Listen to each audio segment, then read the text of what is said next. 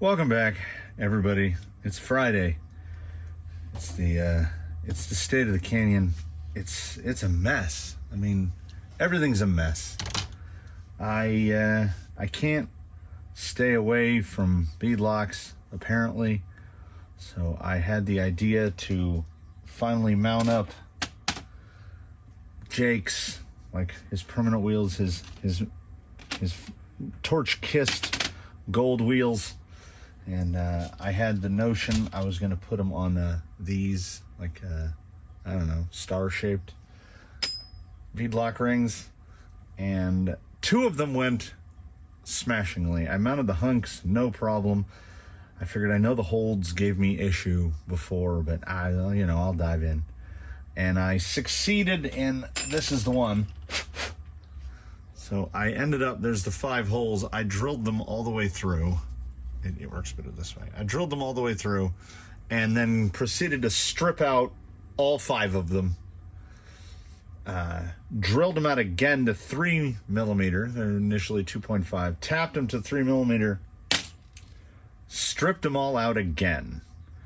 So to that unfortunate soul in the comments that when Jake landed upon his tire combo, hunks and holds, hodunks, and they said, no, don't run mismatched tires. Well, you probably, if you're here, if you're present for this, you might want to turn away because it's only going to get worse. I think the 5-star, I think that looks great. Like, it looks like a double 5-star, the way it takes that little spoke and then you have the matching spoke. Scale hardware, I think it looks really good. There's the gold one.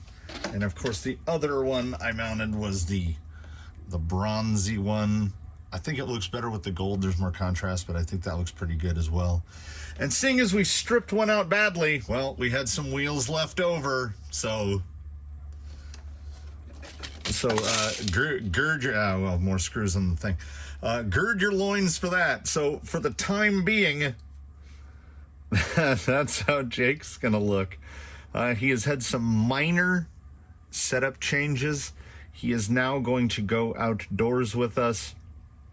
He is going to help us look at some of the line that I've been working on. I'm still working on that new obstacle by that little rogue Palo Verde. That's the work at hand. And I think I'm going to drag Mr. Umbrella into position. I'm going to sit down on bucket chair. We're going to wheel Jake a little bit, and I'm just going to complain about how tired I am. I think that's how we'll do. That's how we'll do this weekly update. I can't even be bothered to gimbal, so we're gonna sit here in the existing shade. The bigger stuff, the smaller stuff, the really big stuff. Well, there's a dirt cone over there. You see this cone right here? There's 1, 2, 3, 4. There's 5 identical to that.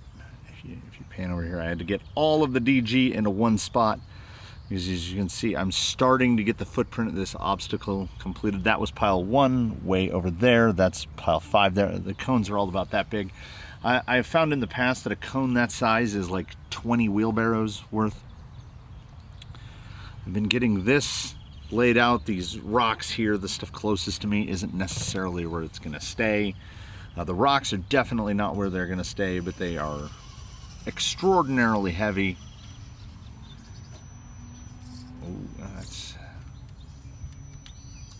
there we go. Now, nothing here is set at all, but a normal operation for obstacle building for me is to somebody has to come out and run a little bit of testing on it. Generally, Gate Rover is who gets tasked for this, but Jake has had some setup changes. He now has Amazon dual stages up front, as they did remarkably well in misdirection, and I felt like his existing foams were too soft, and I think that was the right choice. Yeah, nicely through there. Very good. His front upper shock position has been moved just one hole forward, same row, one full hole forward, to try to stiffen up the front end a little bit, because I felt like his front end was just, it was just squishing too much. Let's see if this is breachable here. A little muddy down there. Hopefully he's not going to pick too much of it up. Yeah, it takes a little bump, but I think it's probably doable.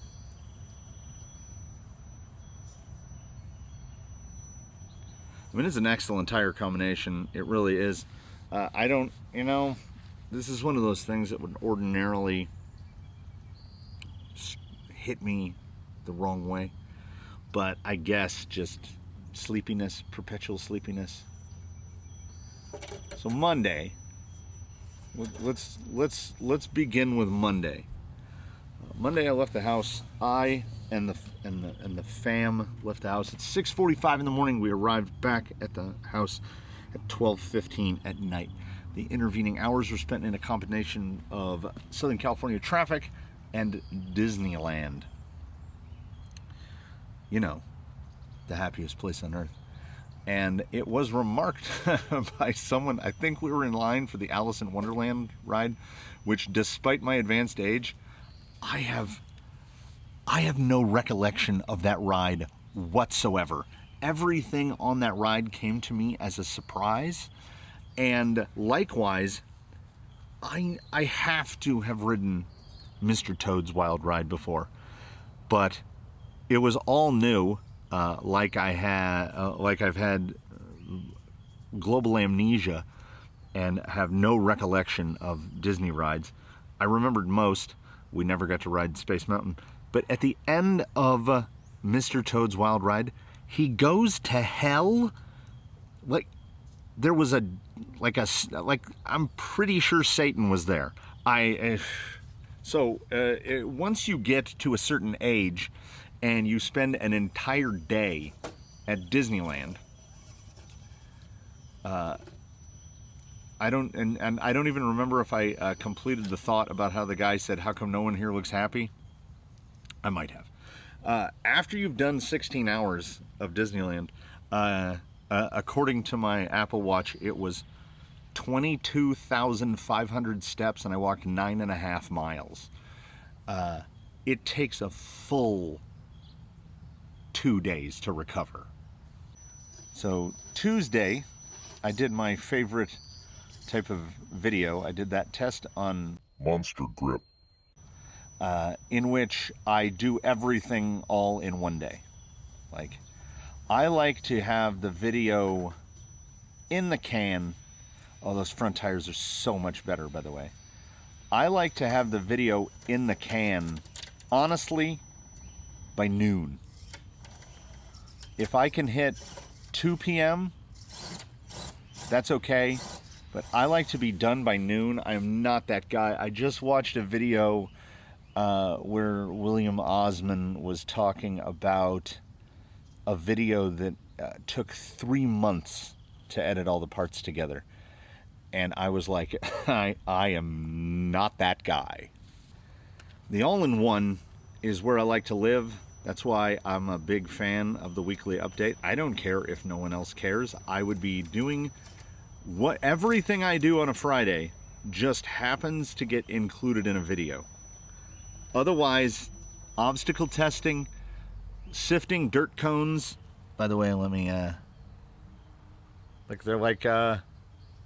how do they all come out to be almost the exact same height? I guess I just quit at the same point every time. But dirt sifting, turning myself and everything silty brown, inhaling more dirt than anyone should inhale. Oh, a rock down there. Now, see, in this is where you develop a critical eye, because where he's mired in here over by the tree, I fully understand that, like, those little murder holes are going to get filled. Now, there's that big hole that his driver's front is coming towards. That's something that would have to be filled, but oh, that's nice. Because, as I mentioned in the past, what we're looking for isn't that, but is difficult but not impossible.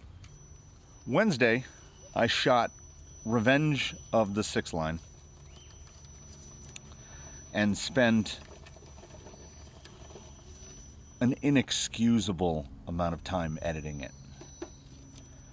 I was having a good time and everything's going along, and I like editing the videos. I like putting them together, the assembly, and cleaning everything up and making it look nice. But at a certain point, your head is like, I've been staring at these 2 screens for far too long, and now you have a headache. So I fought the headache off, and then next thing I know, I think I finished editing that video at about, I don't sit down and it's not just a non-stop editing sesh. I have adult stuff every day, which is why I like to try to get a video done early. Because like when I got obsessed with cycling, my goal was to be home before noon, no matter what. So cycling would occupy, sometimes I would leave the house at 4 o'clock in the morning. So cycling might occupy 8 hours of a day, but I wanted to be done with it by noon. So it's the same story with this. Like, this isn't my job. I don't get paid. I'm a barely monetized channel. There are ads on the videos, but like, this ain't retirement money. This isn't even guacamole at the Chipotle money. It's just like, if the hobby could subsidize itself a little, that would be great. That would be great. That's all I'm shooting for. More subs make me feel better. You try not to invest your psyche in what you're doing too heavily, because then you end up in the phase where, every time you get a negative comment, you dwell on it. And I don't get enough comments, period, to have to really worry about negative ones. I look at other channels and I see people getting like, and we're not talking Casey Neistat, we're not talking Markiplier. I'm talking about like a channel of modest size. Let's say 50,000. 50,000 sub channel will pull like 4,000 or 5,000 comments on a video. How do people read all those? I try to respond to as many as I can on this channel. I read absolutely every single comment. It's just sometimes I don't know what to say. Like, most comments aren't questions, so someone's not asking a question. They're just saying something. And I've never been the like hit the like button. I'm trying to be better, But edited all day Wednesday, knew that it was going to upload on Thursday. So Thursday, decided to take it easy and sifted out the cones. There was 1 cone on Wednesday, and by the end of Thursday, all 3 of the so we have closest to us 1, 2, 3, 4. 2, 3, and 4 were done. 5 got done today. And as part of that, I would say the pile from wherever that dirt was sourced was like 60-40, 60% dirt, 40% like small rock. And then actually in that 40, we have this sized stuff. And then there was like full on rock. That entire rock pile, every rock there was pulled out of that sort. So what I think that means is, come on, get something. What I think that means is, I should have next week cut out for me. Sorting material into material and aggregate into piles of different sizes. I'm kicking harvester ants off my feet. It's easy. Okay. I can't sit right here. I realized after I sat down that was directly at my feet, and they're They're all over my boots. And ever since that episode of The Two Idiots where they were like, the harvester ant is one of the nastiest bites, I still haven't gotten bitten by these guys, and I would genuinely like to keep it that way. So sorting is backbreaking but mindless. You know, you're just making different piles of different sizes of stuff. Building obstacles requires some amount of thought, I think. So it goes much more slowly, and then I still, yeah, I like this spot right here because you really gotta get it twisted through there to get it to climb up. I still have this issue here, which is the bottom of that massive DG cone. That's a good sized cone right there. Needs to be this edge needs to be honestly back 3 feet, and I've been moving it. The bottom of that cone used to be right there, so I just scoop from the bottom and I just keep moving it over. But as it moves over, it's now into the pile of, see, that's the medium aggregate that I spoke of. That there's like, that's way more than I thought it would be. That's 30 wheelbarrows full. I don't know what I'm going to do with all that. But it will all get used. It all gets used. And I want to use as much as I can on this obstacle complex because, hey, a little pull down. The height of the section that he's approaching right now, that's where I want the minimum.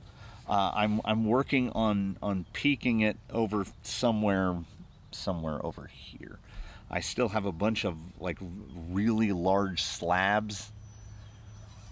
I don't know how I'm going to employ them, but I like how this end, I knew what the parameters where the outside edges of this were going to be. Oh, look at that. I think we found the CG there. It's like, he's like teeter totter. So this end was set because I have the alleyway to go up there. So I wanted to keep a straight shot because I can fit old Husqvarna up there and turn it around. So I wanted to be able to come back down and just drive straight through here. It's a problem when you build your sorting piles where you need to build stuff. Yeah, this looks like it should be respectably gnarly because, yeah, I got to bump through a little bit. Oh, that's a nice little cut there. Pretty slippery. I like that. Yeah, I like what's going on there, and I think once it's set in, grip might build up a little better. But I like these really, like, I don't know why these pieces have so many saw cuts on them, but they're big, long, like Kit Kats. So they're big and long, and they're smooth on 3 of the 6 sides. Some of them are cut on all 4 sides, so they're smooth on 4 out of 6 faces. Like the wheels are going up over right there. That's the smooth side facing out. There's some nice pieces. So I spent Thursday moving heavy things, getting really tired. I really like that gold and black.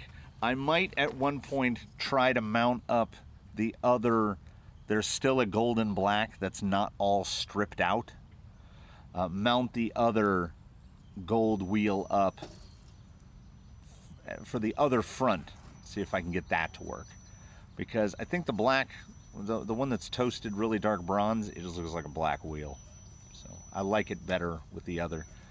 You know what? I don't hate the white wheels on the back. It looks like somebody was building a rock crawler in their barn and literally just stole the wheels off of a tractor, wheels and tires and all, and just bolted them on, because that's what those holds on there really look like for me. It looks like tractor back wheels, but that front wheel is just too monotone. And you know, I was on the fence about how I would feel about scale hardware overall, other than the hassle of doing the old 96-step shuffle where you take 96 tiny 2mm screws out and replace them with 96 different tiny 2mm screws. That no matter who you're buying, I mean, it might, if you buy name brand scale hardware, it might be different. But in the cheap Injora stuff and the stuff included with wheels, etc., I think there were Hot Storms, the cheap stuff, the air quotes tools that they provide you with, oh my, just don't. Get a screw that will fit in the hole that you need it to, and use that screw as a driver, because they don't strip out. And should one start to widen out a little, it's a screw. You probably have 100 more. You just throw one away. So I don't relish the idea of building up another beadlock, then unmounting this beadlock, and then I'll have to take it apart and take all the hardware out of it, because I have half a set of wheels, but I had half a set of the white ones. So I'm fine with him having mismatched wheels off into the future. Because somehow, and I don't know how this happened, I had mentioned Wheeling Jake previously that I wanted to go narrower. So he was on 23mm SLW hubs, and I wanted to go down to 18s. Finally found some 18s. Put the 18s on the front, stripped out that other wheel, grabbed those SSD clone Steelies, threw them on there, measured it. It is 10 1/8 inches outside of tire to outside of tire in the front, and in the rear, it is 10 1/8 inches. He has identical wheel track front and rear, despite having two very different sets of wheels. Yeah, I really like, let's see if I can get that lined up. Come on. Oh yeah, that's nice. I really like that wheel. Like, that went from my most hated wheel to one of my most favorite wheels. That just looks good. Yeah, I'm really happy with that. So here you have whatever this is. It's the weekly update. I don't know why. I mean, I guess if you don't see an update on Friday, it's reason to worry, because like, this is one of my favorite installments of the week. I just get to ramble. I mean, I always ramble, but this is like I've come to the conclusion that I'm vlogging and I'm just driving RC cars in the background sometimes. Could be talking to no one, but if I'm even just talking to a few people, thank you all very much for listening. My wife and I have been together for a long time. My kids, oh, hey buddy. That's the longest tail I've ever seen. Look at him. Look at him. Where's he at? I can't see the screen. Yeah, look at, oh. Look how long his tail is. The glare on the screen is too bad. I can't see if I have action. Oh, no, I've lost him. My wife and I have been together a long time. My kids are only just finishing their teen years, but we've been together. Well, let me put it to you this way. If you want to figure out how long me and the wife have been together, our first date, we went to dinner and a movie. We went to the Old Spaghetti Factory in Newport Beach, because at the time that was the only Old Spaghetti Factory in Southern California. And we saw at a theater that is now a parking lot a motion picture called Deep Star 6, which is a kind of like a sort of a ripoff of The Abyss, but like, it wasn't as good. I don't think anyone remembers Deep Star 6. But that was the movie that we saw on our first date, and everything else is, as they say, history. So where that is leading to, oh, hello, B, is the wife does not care about about driving toy cars. She's driven one of the crawlers. I think she drove Yella a little bit around out here when I was driving. She was like, let me try that. And I let her try. And obviously she wasn't like, it wasn't a transformative life moment for her. Like, she would rather go to the gym. So I don't think anyone can fault someone for saying, no, I'd rather go work out. And I've gone with her, as I mentioned in another video, I've gone with her to the gym one time, and it's horrible. Like, she actually works out. Like she's not there to hang out. She does like structured workouts, and she does some like fly exercises that are absolutely brutal. I don't know why anyone would do that to themselves. Anyway, it's coming up on lunchtime. It's coming up on that cutoff time that I like to have.